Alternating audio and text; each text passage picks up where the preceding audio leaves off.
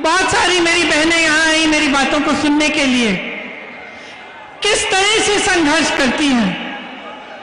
एक महिला का जीवन संघर्ष का जीवन होता है। घर पे संघर्ष करती है, बाहर जाती है, खेती करती है, घर आकर सबके लिए खाना पकाती है, देखभाल करती है, सबका तमाम संघर्षों का सामना खुद करती है। महिलाओं पर जिस तरह से अत्याचार उत्तर प्रदेश में हुआ है इन 5 सालों में, वो आप मेरे से अच्छी तरह जानते हैं। उन्नाव में आपने देखा क्या हुआ। एक लड़की के साथ अपराध किया, अत्याचार किया, उसको जला दिया गया। दूसरी को के खिलाफ ऐसी साजिश की कि जब वो केस सुनने के लिए जा रही थी सड़क पे, उसका एक्सीडेंट करा दिया गया। हाथरस में आपने देखा क्या हुआ। हाथरस में ये परिस्थिति बनी कि उस महिला के परिजन उसको देख भी नहीं पाए। उसकी जब चिता जलाई गई, पुलिस प्रशासन ने उसकी चिता जला डाली। महिलाओं को अपनी लड़ाई खुद लड़नी पड़ेगी। गोरखपुर में भी जब एक लड़की ने पिता का पिटाई करते हुए वीडियो बनाया तो उसको गोली मार दी। जब एक दलित लड़की के साथ बलात्कार किया गया तो उसको सिगरेट से जलाया गया। विश्वविद्यालय की छात्रा का परिवार न्याय मांगता हुआ दर दर भटक रहा है। मैं अपनी बहनों से कहना चाहती हूं कि मैं आपके लिए लड़ूंगी, कांग्रेस पार्टी आपके लिए लड़ेगी, और मैं आपको वो शक्ति देना चाहती हूं जिसके जरिए आप खुद अपनी लड़ाई मजबूती से लड़ पाएंगी। 40% महिलाएं जब राजनीति में आएंगी तब राजनीति को बदल डालेंगी, ये मेरा दावा है।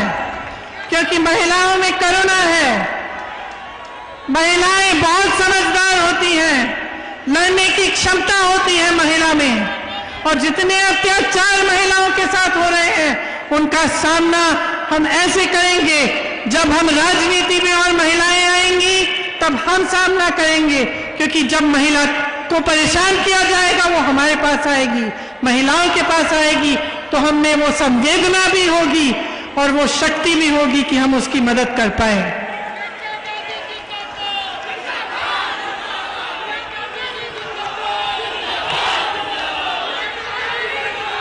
यहाँ पे जो जल भराव की समस्या है, आपने देखा होगा कि मुख्यमंत्री बनने से पहले जब भी ये समस्या उठती थी तो योगी जी आते थे, लेकिन जब से मुख्यमंत्री बने हैं तो हवाई जहाज में चढ़ के चले जाते हैं, लेकिन आपकी समस्याओं को सुनने नहीं आते। जिस तरह से इनकी सरकार ने जन जन की रोजी रोटी खत्म की है, ये आप अच्छी तरह से जानते हैं। कोरोना के समय जिस तरह से सरकार ने आक्रमण किया पब्लिक पे कि जो ऑक्सीजन मांग रहा था उसके खिलाफ कार्रवाई की गई, उसको कहा गया कि तुम्हारी जमीन जब्त कर देंगे। जो परेशान था, जो हॉस्पिटल का वीडियो निकलता था कि अस्पताल में परेशानी है, तो उस हॉस्पिटल को दबाया जाता था, वहां जाकर प्रताड़ित किया जाता था। मदद नहीं आई, सहायता नहीं हुई, कितने लोगों की कोरोना से मौत हुई। आपने देखा कि नदी में लाश किस तरह से बह रही थी, लेकिन सरकार की तरफ से कुछ मदद नहीं आई। जिनकी रोजी रोटी कोरोना की वजह से भी छिन गई, आज तक उनको सहायता नहीं मिली है। कांग्रेस पार्टी ऐसे कमजोर परिवारों को 25,000 रुपए की नकद आर्थिक सहायता देगी।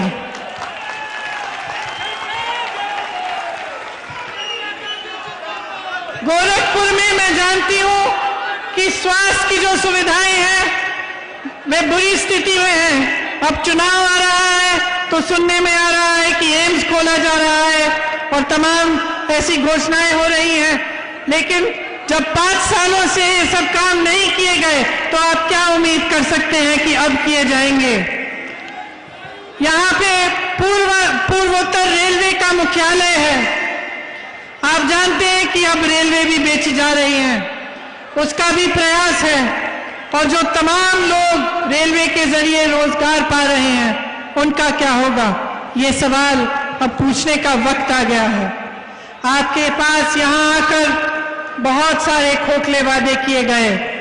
आपको बताया गया था कि किसानों की आय दुगनी की जाएगी, कि बाढ़ की समस्या हल की जाएगी, कि छोटे दुकानदारों और व्यापारियों की मदद की जाएगी, कि गन्ना मूल्य 14 दिनों में भुगतान का वादा किया गया था, चीनी मिलें शुरू होंगी। आप बताइए कितने चीनी मिल बंद पड़े हैं? किसी ने शुरू किए? कहा गया था कि हवाई चप्पल वालों को हवाई जहाज में यात्रा कराई जाएगी। आज सड़क पे चलना मुश्किल हो गया है, गाड़ी में जाना मुश्किल हो गया है। सबको सोचना पड़ता है कि 100 रुपए में पेट्रोल डीजल होगा, कैसे जाएंगे? यहां पे गुरु गोरखनाथ जी की वाणी का विपरीत हुआ है। बुलडोजर चलाए गए हैं, आपकी संपत्ति को जब्त करने की बात की गई है, जेल में डालने की, धमकाने की बात की गई है। तो एक समय आ गया है कि आप जो अपने नेता में आस्था रखते हैं उस पर एक प्रश्न उठाइए कि यहां पे जिसने आपको इतने वादे किए उसमें से एक भी वादा पूरा नहीं हुआ। तो ये समय आ गया है कि अब प्रदेश में, पूर्वांचल में बदलाव आना चाहिए। अगर आप जागरूक नहीं बनेंगे, अगर आप प्रश्न नहीं उठाएंगे तो उत्तर प्रदेश इस खाई में से नहीं निकल पाएगी। सच्चाई ये है कि धर्म और जाति के नाम पर आपकी भावनाओं और आपकी आस्था के साथ खिलवाड़ किया गया है। ये सच्चाई है। इस सच्चाई को पहचानिए। इस सच्चाई को पहचानिए कि एक नेता का सबसे बड़ा धर्म सेवा होता है। आज सरदार पटेल जैसे नेता जी का जन्म दिवस है और इंदिरा जी जैसी नेता की शहादत का दिवस है। इंदिरा जी ने आपको दिखाया, उनके लिए देश के ऊपर कुछ नहीं था। उन्होंने इस आस्था के लिए, जो आस्था आपने उनमें रखी थी, इस आस्था के लिए अपना जीवन दिया। वो कभी पीछे नहीं हटी।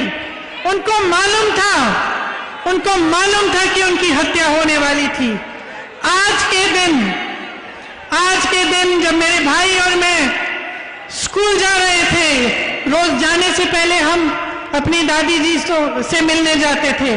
आज ही के दिन उन्होंने मेरे भाई से कहा कि बेटा, अगर मुझे कुछ हो जाएगा तो रोना मत। उनको मालूम था कि उनकी हत्या हो सकती थी, फिर भी वो कभी पीछे नहीं हटी। उनके लिए आपकी आस्था से बढ़कर इस देश, इस दुनिया में कुछ नहीं था।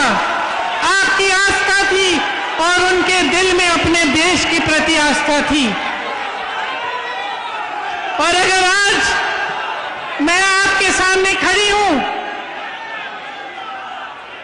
तो ये उन्हीं की सीख है। मैं भी आपकी आस्था कभी नहीं तोड़ सकती। इसीलिए जो बातें मैं अभी आपके सामने रखना चाह रही हूं, जो कांग्रेस पार्टी की प्रतिज्ञाएं हैं, मैं उसी आस्था से रखना चाहती हूं। मैं कहना चाहती हूं कि जो प्रतिज्ञाएं हैं वो पूरी होंगी, नहीं तो मैं यहां इस मंच से आपके सामने नहीं कहूंगी कि अगर हमारी सरकार आएगी तो मछली पालन को कृषि का दर्जा दिया जाएगा। जो सुविधाएं और छूट कृषि के लिए हैं, मछली पालन में वो सब लागू होंगी। बालू खनन और मछली पालन में निषाद समाज को अपना अधिकार वापस दिया जाएगा। गुरु मच्छेंद्रनाथ विश्वविद्यालय को यहां पे हम स्थापित करेंगे।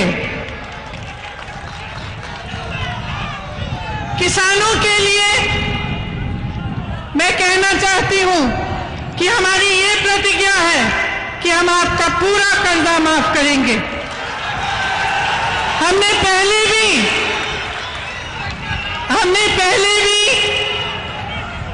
ऐसी प्रतिज्ञा की थी और आप जानते हैं कि 72,000 करोड़ रुपए का कर्जा हमने माफ किया था कांग्रेस पार्टी के सरकार ने। किसानों के लिए गेहूं और धान 2500 पर क्विंटल में खरीदा जाएगा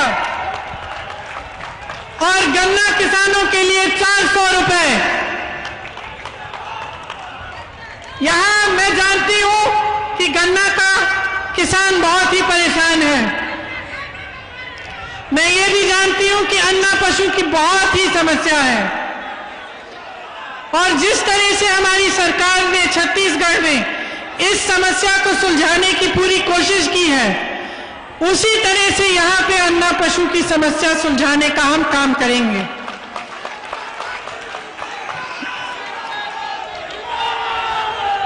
अन्ना पशु की जो समस्या है उसका हम संपूर्ण समाधान निकालेंगे, जिससे पशु भी बचेगा और आपका भी फायदा होगा। युवाओं के लिए 20 लाख सरकारी रोजगार हमारी सरकार अगर बनेगी तो हम देंगे और जो संविदा कर्मी हैं और जो कॉन्ट्रैक्ट पे नौकरी करते हैं उनका हम नियमितीकरण कराएंगे। अपनी बहनों के लिए मैं कह चुकी हूं कि 40% महिलाएं कांग्रेस पार्टी विधानसभा के चुनाव में महिलाओं को टिकट देगी।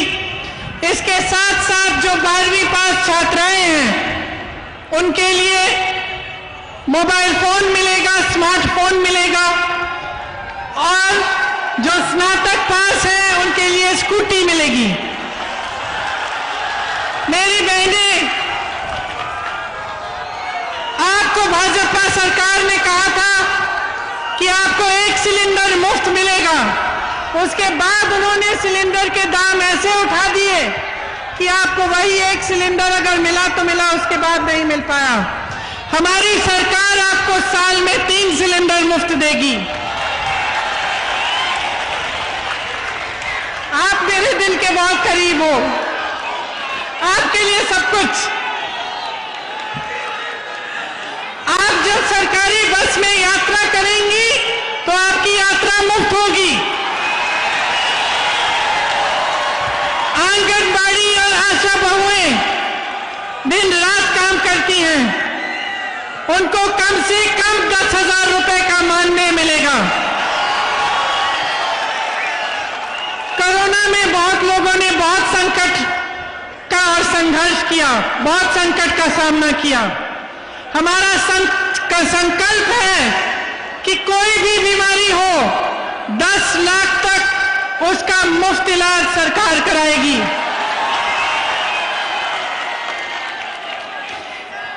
अंत में मैं कहना चाहती हूं कि इंदिरा जी ने कहा था, मेरे शरीर के खून का एक एक कतरा, एक एक बूंद इस देश को समर्पित है। उन्होंने कहा था कि मेरे खून का एक एक कतरा इस देश को जीवित करेगा। आज मैं कहना चाहती हूं कि कांग्रेस पार्टी का एक एक कार्यकर्ता अपना खून बहाने के लिए तैयार है। जो कहते हैं कि हमारा संगठन इस प्रदेश में दुर्बल है, वो इस भीड़ को देखें। ये हमारे संगठन की भीड़ है, ये हमारे संगठन की ताकत है। इस संगठन को बनाने के लिए हजारों लाखों कार्यकर्ताओं ने 2 साल से बहुत ही ज्यादा मेहनत की है और उनके साथ साथ जिन कार्यकर्ताओं ने 20-30 सालों के लिए इस प्रदेश में कांग्रेस का झंडा उठा रखा वे खड़े हैं। हमारा संघर्ष जनता का संघर्ष है। उत्तर प्रदेश की भाइयों और बहनों, आपका संघर्ष है। आपकी आवाज हम उठाएंगे, आपके लिए हम लड़ेंगे, आपके लिए हम हाजिर हैं।